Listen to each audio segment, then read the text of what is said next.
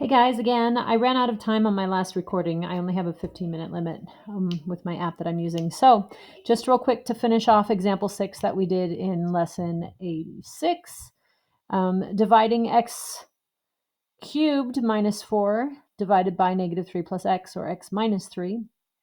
Go ahead and set it up, and you were supposed to have tried to work this out on your own. So this is the answer: x squared plus 3x plus 9 plus 23 over x minus 3. If you had trouble, you can push pause and take a look at the steps and make sure you were able to figure it out. Okay, so next lesson is 87. 87 is more on systems of equations and tests for functions. Part A, more on systems of equations. Remember, we saw these last week. To be honest, these two examples that we're going to go over right now are very similar to the ones we did before. So not very different. You start with this equation that has no numbers in it, and then they give you two values for r sub e and r sub w. Go ahead and plug those numbers in, and you get 200 t sub e equals 250 t sub w. All right, by plugging in the two r values. Now we have an equation with t sub e and t sub w, and then they also gave us this last equation down here: t sub e plus t sub w is equal to 9. So I'll write that together with this one that we came up with, the 200 and 250 equation. And I write that as a system like this. Now we have two equations and two unknowns. They're both linear, so we should be able to solve using either substitution or elimination. Since the numbers are 200s, I'm going to choose not to, the coefficients, I'm going to choose not to use elimination because then I'd have to multiply by 200. I'm going to use substitution. So if I solve for t sub e, you can solve for either t sub e or t sub w, it doesn't matter. 9 minus t sub w. Then I'm going to plug this value, this equation for t sub e, into my first equation. That's how substitution works. So I get 200 in place of my t sub e. I'm going to write the equation 9 minus t sub w. Okay, so that's 200 t sub e. This here represents t sub e, equals the rest of my equation, 250 t sub w. Now I have one equation with only t sub w showing up. That's good. Now we can solve for t sub w. So distribute the 200. You get 18 with two zeros minus 200 t sub w equals 250 t sub w. And I'm going to run out of space. Okay, you add the 200 t sub w and you get 180 equals 450 t sub w. When you divide by 450, so you can solve for the t sub w, both sides. That's t sub w. Now we just need to simplify this fraction. Let me cover, hold on. Let me cover this next example so it doesn't distract us. Okay, 180 over 450, the zeros cancel. 18 over 45. I know a 3 goes into both of those. 3 goes into 18 6 times. 3 goes into 45 15 times. Oh, 3 goes into both of these. Again. Oh, 9 could have gone into those. Oh well. 3 goes into 6 twice. 3 goes into 15 5 times. So we are left with a 2 on top and a 5 on the bottom. So that is what t sub w is equal to. 2 over 5. Now I need to find t sub e. The problem said find t sub e and t sub w. Once you find t sub w, you can plug it back into this equation over here at the top that we used for t sub e. So t sub e is 9 minus t sub w. So I'll put my t sub w value back into there. 9 minus 2/5. I need to get a common denominator, so I'll multiply 9 by 5 over 5. And that gives me 45/5 minus 2/5. This is all what t sub e is equal to. 45/5 minus 2/5 is equal to 43/5. So that is my answer for t sub e, and I'll write it over here on the right. 43/5. This is probably a time, so you could also write it as a decimal or as a mixed fraction. As a mixed fraction, it would be 8 3/5. So t sub e is 8 3/5. T sub w is 2/5. Okay, so that's how we solved that system of equations, just by substitution. Again, this is very similar to what we did before, a week or two ago. Okay, I want you guys to try this next one. So here it gives us, for example 2, r sub 1 t sub 1 plus r2 t2 equals 360. And we know values for the r's, r1 and r2. Plug those in and you'll get an equation with t1 and t2 in it. And then you can use that together with this t1, t2 equation to solve. So we will write our system right here in my curly braces. 30 is r sub 1, so we have 30 t1. R2 is 40, write that in for R2, times T2, T sub 2 equals 360. And then my second equation is this T1 plus T2 equals 10. Okay, so I have 2 equations, 2 variables, solve it using substitution or elimination. You choose. So go ahead and pause it, finish the problem, and then unpause, and we can go over it together. Okay, so if you solve for T sub 1, like we did before, you get 10 minus T sub 2. So we're going to plug that in for T sub 1 in the first equation. And we get 30.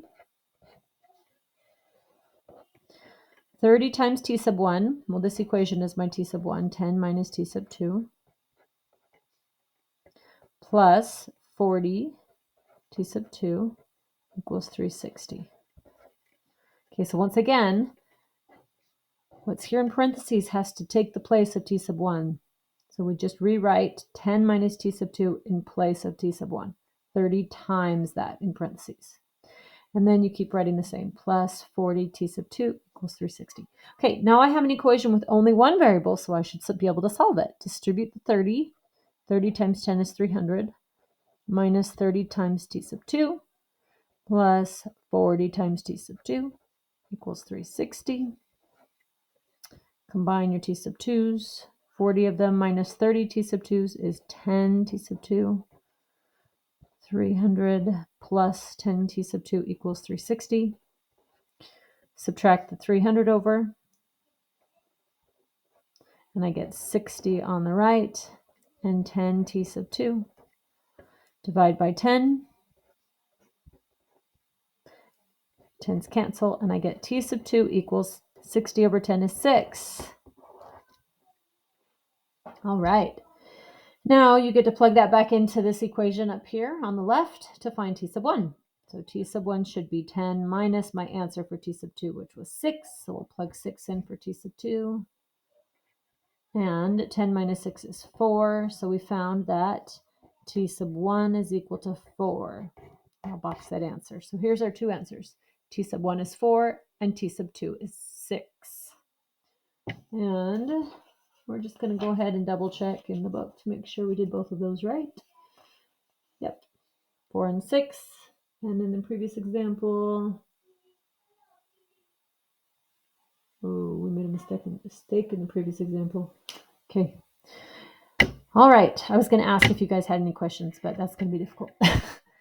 I need to leave more space for these two, don't I? All right. Let's go back in here and see if I copied the problem down right. I'm going to push pause while I check this, okay? And then I'll let you know if I made a mistake somewhere. It happens sometimes. Okay, so I found my mistake. Tiny, tiny little mistake. Okay, in this previous problem, we went to solve, so we found T sub E and we plugged it in for T sub E in the top equation, and we have this equation right here. 200 times 9 minus T sub W equals 250 times T. We distributed, we got 1800, added the 200 over to T sub W and got 450 T sub W. The problem here is, instead of writing 1800, we added that 200 T sub W, so we were left with 1800. I only wrote 180, so I'm going to fix it over here on the right. We should have had 1800 equals 450 T sub W. So if you do that, we should get it right. So if you divide by 450, this is the answer for T sub W. 1800 over 450, 1 0 cancels. And you can use a calculator, or you can say that 5 goes into 45 9 times. 5 goes into 180 20 38 times. No, 36 times, I think. let's see, 180 divided by 5. It's 4 less, yeah, it's 36. 4 less than 40. 36 divided by 9 is 4. So now we see that T sub W was actually supposed to be 4, and we found 2/5 before. So that was our mistake. T sub W is 4, and then you plug it back into this equation, 9 minus T sub W.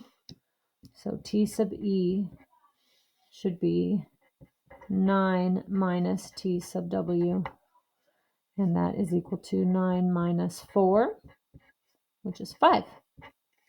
So our answers were T sub W equals 4, and T sub E should be 5.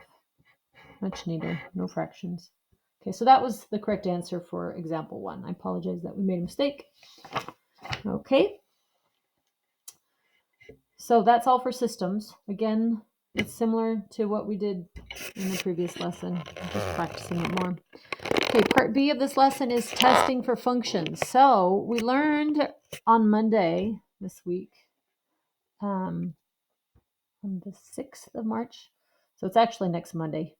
I'll be meeting with you guys, but this is for next Wednesday. So anyway, testing for functions. We talked about functions. Now we're going to be looking at graphs, and we have to decide which graphs represent functions. And so there's a really easy way to do it. I'm going to use my red pen again. If you pass a vertical line through a graph, you want to ask yourself, does it cross through more than once? If it crosses through only ever once at a time, then it is a function. If it crosses through twice, then it's not a function. So if you take this vertical line and you pass it left and right, does it ever cross through more than once? No. So the answer is yes, this is a function.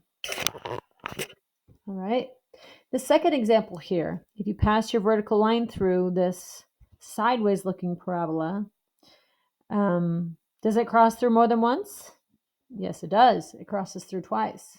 So we say it does not pass the vertical line test. And so it is not a function. No. The first example did pass the vertical line test. It, yes, is a function. This right one does not pass because it crosses through twice. It doesn't have to cross through twice everywhere. Just one spot. If it crosses through twice, it's not a function. And it's got to be going straight up and down. Okay, you guys get to try the next example.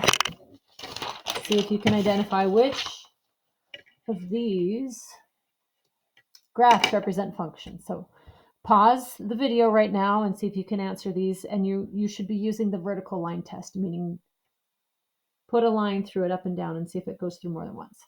Okay. All right. So for the first part A, it crosses through 3 times. So it does not pass the vertical line test and is not a function. Okay, part B. If you put a vertical line through and run it left and right, it never crosses through more than once. So yes, it passes, and yes, it is a function. And then finally, part C. This is a circle. If you put a vertical line through it, it crosses through twice, lots of times when you move that line left and right. So it does not pass the vertical line test. No, it is not a function. And that's it for lesson 87. Hope you had fun. Come back for lesson 88.